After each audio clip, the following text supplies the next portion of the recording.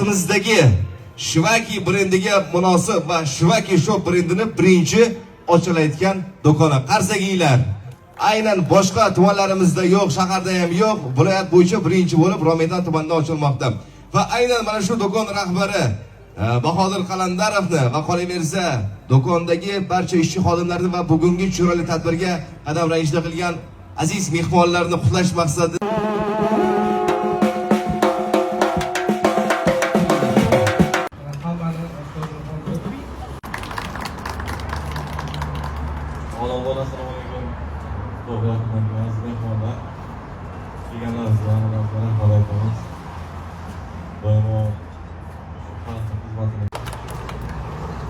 aziz do'stlar, aynan